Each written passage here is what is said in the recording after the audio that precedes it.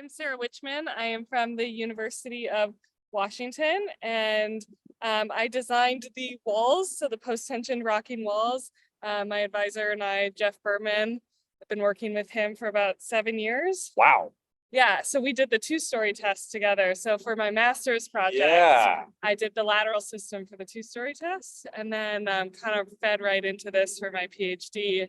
Has been working on the lateral system, the nonlinear model, and then also the whole testing plan. So all the ground motions that we've been running, kind of been in charge of selecting, scaling, and developing a testing plan, stuff like that with my advisors. But Jeff, yeah. Yeah. So what's changed from the 2-story 2D motion Yeah.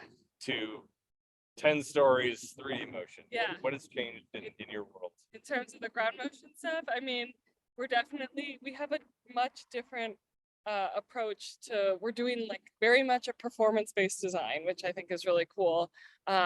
So we're like, the way we're testing this building is the same way that you would design a building in practice. So we selected and scaled suites of 11 ground motions at different hazard levels, and we're looking at performance at different hazard levels. And that's something that no other shake table test has really done much before.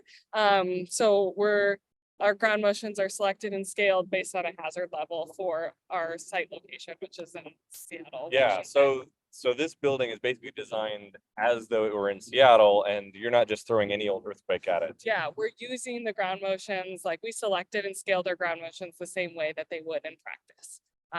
We've worked closely with like Reed Zimmerman from KPFF as well. It's kind of like helping us kind of guide, like, this is what we've done, or this is what we this is what we do in practice, to kind of make sure we're kind of staying in the right on the right track. So it's been a really cool collaboration. Yeah. That's been great. For those who have been following along, we had an interview with Reed a couple weeks ago, so go back and listen to that if you haven't yet. How do you feel the test is going today? I feel like it's going really well. I mean, I'm partial to just the rocking walls themselves. Yeah, those have been really impressive. Yeah, and I mean, it's supposed to be a resilient design, so we're not supposed to see a lot of damage. I think it's a little unique in the fact that, I mean, even a resilient building in the real world wouldn't have to survive 20, 30 earthquakes. Let's hope not. So, but the fact that it is performing so well is kind of exciting, and it's been a long time coming. I think during the ground motions, I mean, when you see the building moving so much, it's scary. Yeah, it's almost like watching one of your kids go on a roller coaster or something. I'm like, well, I hope it does what we designed it to do, and so far it is, but it's like scary but then exciting at the same time. It's kind of encouraging to see, like, this could be a future historic building, and be like, yeah, we know this is going to be around in the next 300 years. Like, it could survive a 400-year period return earthquake twice. Yeah. No, and I think there's a few design decisions that we made that maybe you wouldn't do in a real building, because we were like, this wall has to survive multiple days of testing, which would never happen. So in the real world, but it's been really cool and rewarding, and kind of a long time coming from this long. So so you've been with Jeff on this project for 7 years. What's next for you in your career? So I'm going into industry next. Okay. I looked at the academic job market, but decided it wasn't quite for me. So I'm excited. You may come back later. Yeah, we'll see. But I think like working with Reed from KPFF and then Steve from Simpson Strong Tie. Those have been like two of the most fun collaborations on this project. Yeah, and like when we had some issues with the wall splice throughout construction, and just like tackling that problem with them was really fun. And I, always thought I'd go into academia, but I don't know, after doing that, I was kind of like, research or industry can be really cool. And you get to be outside in places like this when buildings are going up. Yeah. And solving real problems in real time. And eventually kind of getting into the position where you can bridge that gap between research and practice. So that's great. What have been some of your kind of favorite moments over the past 7 years on this project?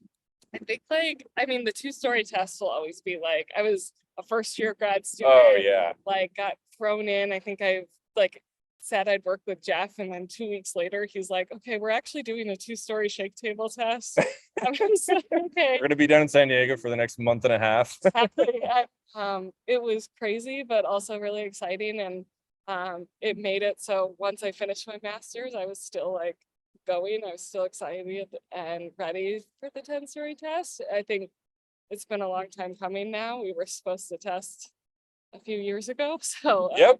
Well, global pandemics and supply chain issues and the wettest year ever for San Diego will do that to you. yeah, no, so it's definitely been ups and downs, but I think the 2-story test was always really kind of sparked my interest and kind of kept me here. And then I don't know, I feel like the past few years, I'm not gonna lie, it's been a bit of a like drain Oh yeah. of just waiting. And I think like last week it kind of hit me when we were testing. I was Oh, like, we're almost done. oh my gosh, it's finally here. So, Yeah. Anything that you want to share with somebody who's like maybe at the beginning of that, trying to decide if they even want to go for a master's or Yeah. PhD based on your experience? Yeah, I mean, I think even though I've chosen now not to do academia, since I like turned down those offers, I still like at no point regret doing my PhD. And I think I've learned a lot and built a lot of connections that can also be helpful for industry. And Oh yeah. I don't know, you get opportunities in doing research that you would never get anywhere else. Like I think if I went into industry right after my undergrad or master's degree, there's no way I'd be working on this project No. and like designing these connections and picking the ground motions. So I mean, working closely with a bunch of other people and not doing it alone, and couldn't do it Yeah. alone. But yeah, I think you get a lot of cool opportunities. It's stressful and Yeah. the delays are There's frustrating, a lot of them. but it is exciting. So